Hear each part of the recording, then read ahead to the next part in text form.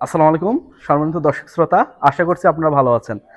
আমি আজকে নিলামের শেড, যে নিলামটা গত 15 মে অনুষ্ঠিত হয়েছে। আপনারা জানতেন যে এখানে 18টা লট ছিল এবং প্রতিটা লটে 3টা করে গরু ছিল। হ্যাঁ, সেই হিসাবে একটা লটে বা দুটা লটে একটু কম ছিল। এই মিলে 52টা গরু ছিল এবং 52টা গরুই কিন্তু বিক্রি হয়।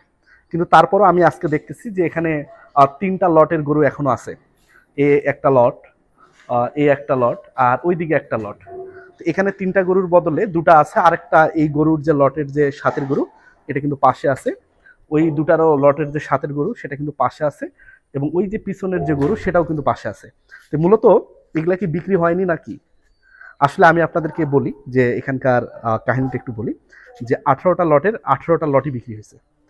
এনারাও কিন্তু ব্যাংকে টাকা পেয়েছে, কিন্তু তারপরও এই 3টা লটের গরু এখনো নিয়ে যাওয়া হয়নি। তার কারণটা হলো এগুলা অনেকটা ব্যাপারীরা নিয়েছেন, ব্যাপারীরা নিয়ে বাকিগুলা বিক্রি করছেন।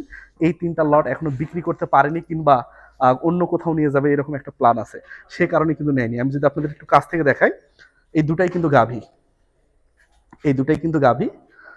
এখানে যদি দেখাই, এই দুটা কিন্তু বড় এড়ে, কিন্তু হ্যাঁ, বড় এড়ে। আর ওই শেষেরটা যদি দেখাই, ওটাও কিন্তু গাভী।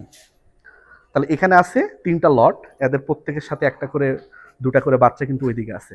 তো এটার নিয়মটা ছিল এরকম যে প্রতিটা লটের একটা নির্ধারিত সরকারি মূল্য ছিল, ধরলাম 1 লাখ টাকা। এই 1 লাখের সাথে যে বেশি দাম বলবে গরু কিন্তু তার, এবং যে দামেই গরুটা কিনবে সেখানে সাথে কিন্তু 25% টাকা অ্যাড করা ছিল, যে 25% টাকা ট্যাক্স দিয়ে এখান থেকে গরু নিয়ে যেতে হবে।